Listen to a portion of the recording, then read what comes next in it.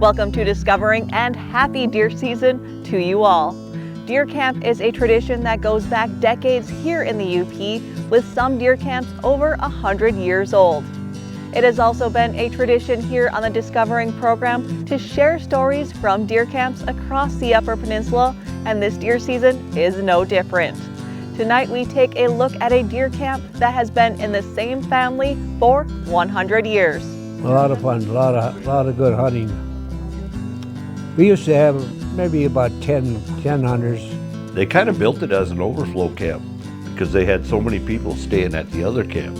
So sit back and relax. It's Monday night and it's time for Upper Michigan's very own Discovering. The secret streams that flow beneath the cliffs of colored stone. Forest thick and healthy with birch and pine and oak. Surrounded by the greatest lakes this world has ever known. The black bear's awesome presence as he roams the hills and fields. Call of the timber wolf, the loon's lonesome trill. The eagle soaring high above, the trout lies deep and still. These are what I treasure, the only way I measure feelings that I have for this fine land. There is so much to discover when you're a long-time lover of northern Michigan.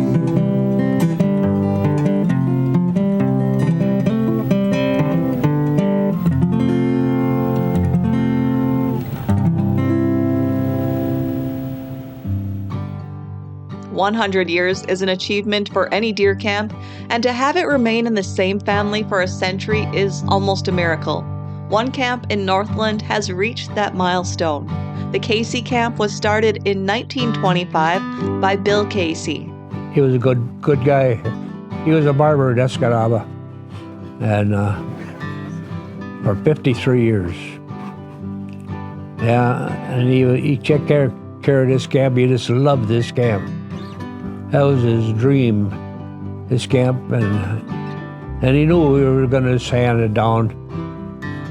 It won't be sold. The camp will never be sold. Back in 1925, Bill and 4 other men bought the 80-acre property from the Chicago and Northwestern Railway Company for $100. Yeah, he built it with about 3 to 6 guys. They cut the logs right here, and you see the big fields. Well, now a lot of the logs are cut right here, and the original logs are right here. If you take them paneling off, you'll see the original logs. I ain't a damn one showing now.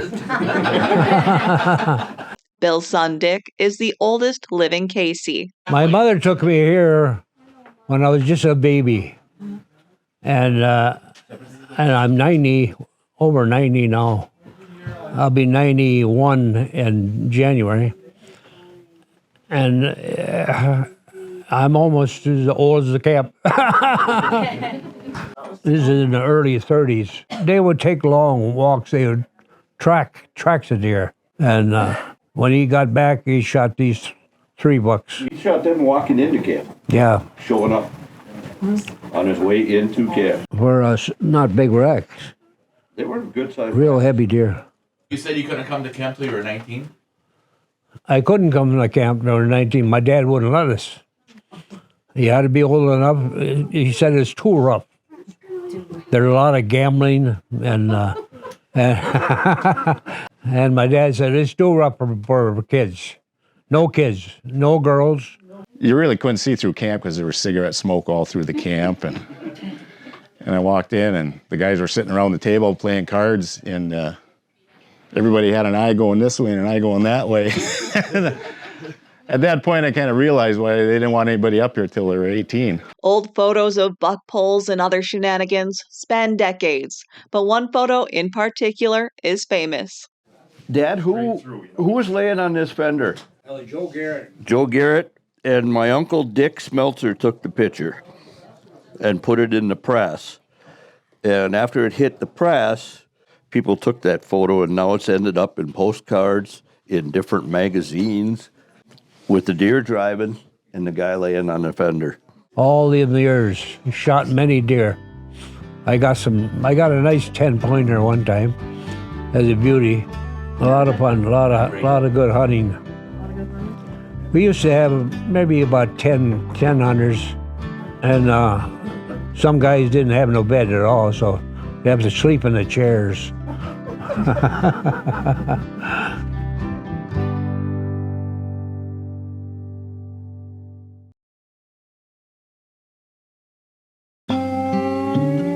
Over the last 100 years, hundreds of people have visited this camp, even some professional baseball players. My dad, he was coming down this road here, this old grade road, and these guys were stuck in a ditch. They pulled off the road and they got stuck. And he recognized some of them. And he went over there and he said, he hooked onto them and pulled them out of the ditch. And my dad says, come on over to camp. And he came over to camp. First one coming in the door, Hal Newhauser. He won 30 games for the Tigers. And the Dizzy Trout, he was a crazy guy. He didn't call him Dizzy for nothing. But he could tell jokes one after another. Your guts are bursting from laughing. There's Dizzy. Dizzy Trout won 29 games for Tigers. What a pitcher. Oh, my God. I mean, you can't get pitchers like that anymore. They don't even come in close to 30 games. We own 2 camps now here. This camp down there, you can see it. What year did you build that one?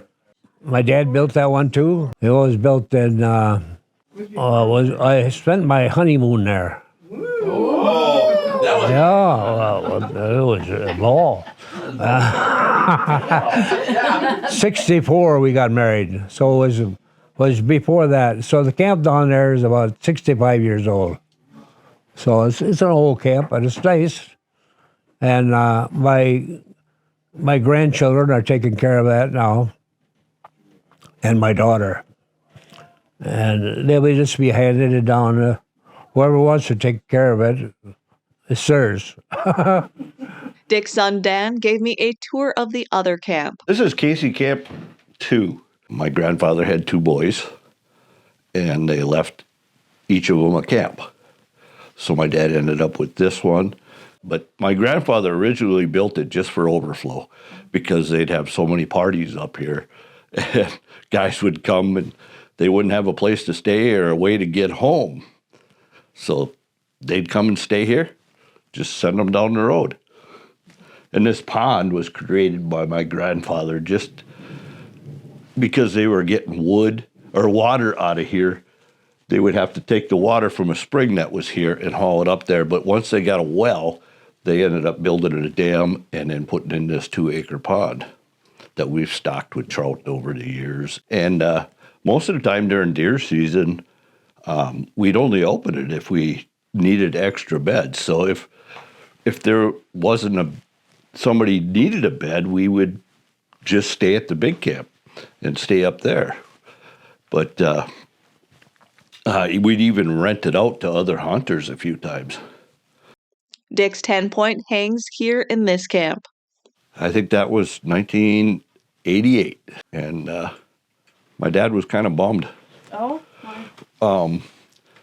Because in 87 I shot that, and he said, well, we got to mount that for the camp. In 87 shot the other one, and then years back to back, he shot that in 88, and he says, darn, now I got to mount another deer for the camp. What did it cost to mount a deer then? In 88, it was $175 For that mount? for that mount. That's all my license. Yeah. Do you always hunt in the same blind? Yeah, mostly. Yeah, well, I hunted. I hunted walking, just walking, real slow. And you can get a deer, just walk, and he'll come out if you're lucky. Yeah. But days are gone forever. I haven't hunted now in 4 years. Those big brown eyes got to me. Oh. Yeah, I heard that happens. yeah. I still like the venison though. Somebody else shoots one.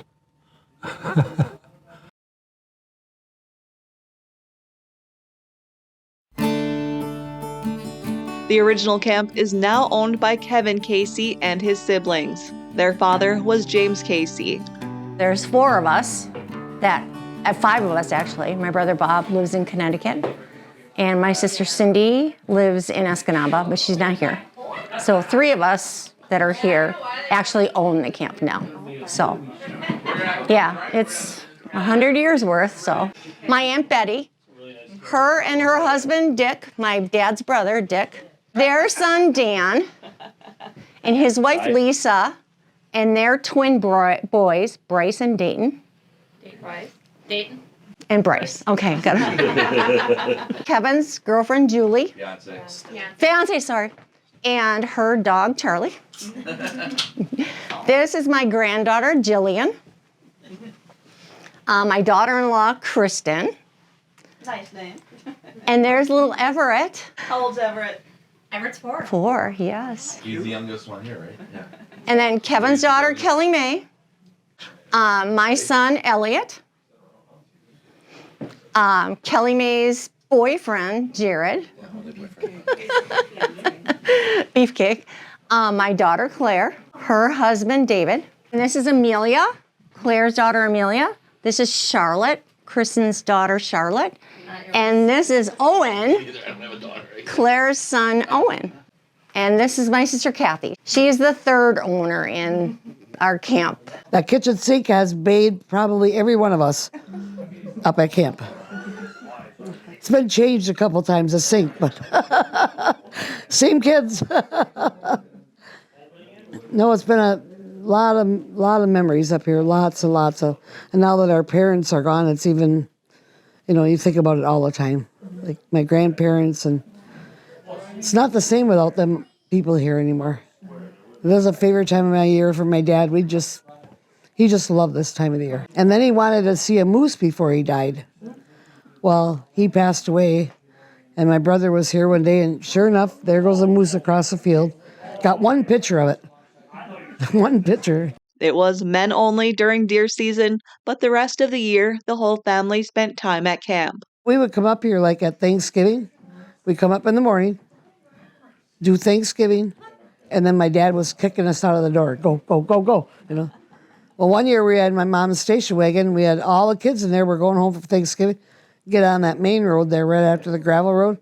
Damn hill was froze. We had to come back. He was not happy. He was not happy. Make it up the hill. She just kept trying. Yeah, and so had to turn around and come back. We were all happy, but we were happy. My mom wasn't. The Casey camp is a family camp, and it's rowdy, just not the same kind of rowdy it once was. Come here with 1 million kids, 1 million dogs. My favorite memory is we would get a lot of snow up here back in the day. And my grandpa would plow the driveway, and the snow piles would be up to in the trees. So me and my brother would go outside and play, and we'd climb the trees, and then he would give me a face wash, and then I would be crying and come back in. So it wouldn't last long. My favorite part of camp is when we go, when we have Thanksgiving here, because the whole family's here. And when we had the 100th year party, I got to see family members that I haven't seen in a while, and it was really nice. My favorite part about camp is when we ride on the side-by-sides, and especially when Jillian takes us. So back when I was maybe 10 and I was up here, I remember when my mom got new swings, and we would put them up on the, what are those called? Buck pole, and we would swing all the time. And then that day, someone finally told me that they hung the deers up there, and I never went on there again. I was terrified. I thought they would come up one day and I would have to swing next to the deer and all that. The Caseys celebrated the camp centennial this fall with 180 of their closest friends and family. This is the biggest I ever seen. That old field there, that's a huge field that was covered with trailers and campers and oh my God, they dug a big hole in the middle of that field there, and they built a campfire there with a big stump on there, a big, huge fire, and it lasted the whole night. 12 kegs of beer. It lasted a couple hours.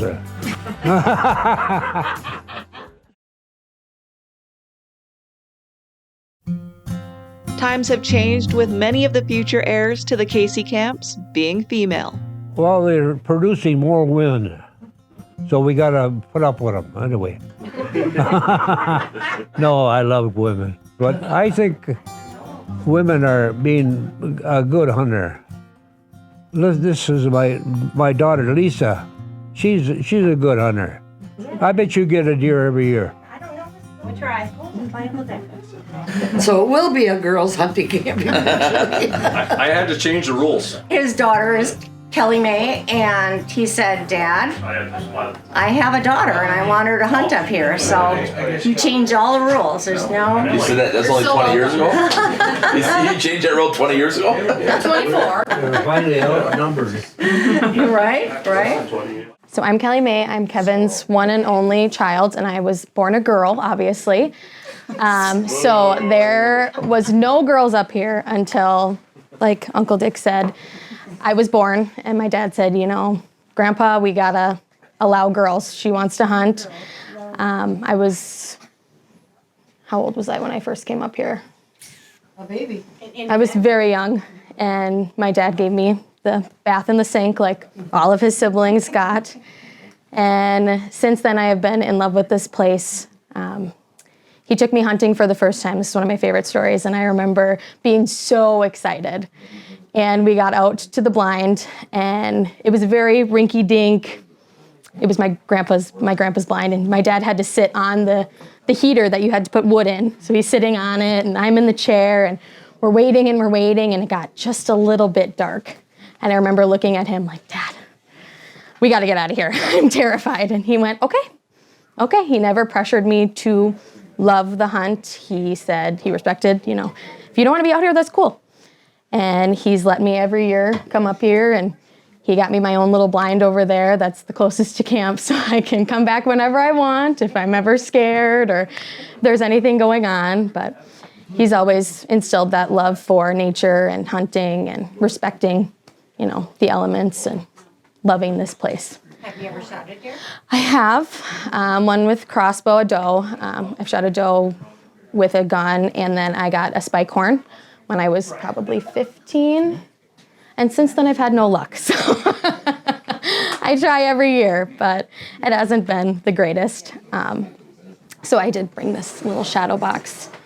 This is my great-grandpa, my grandpa, my dad, and I, all with our bucks. You got to tell that story on that morning when you shot that buck.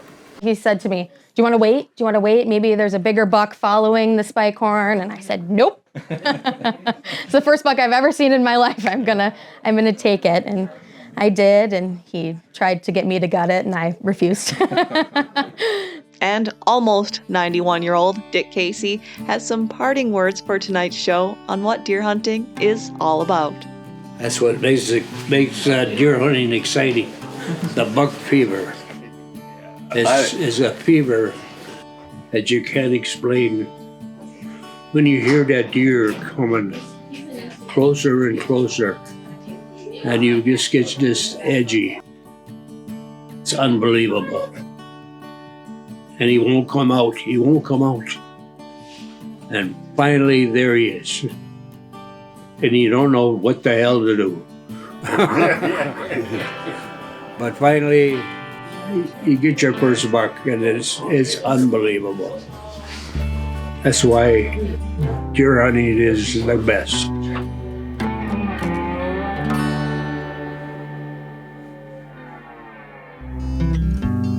That's all for tonight, and I hope to see you right back here next week for Upper Michigan's very own Discovering.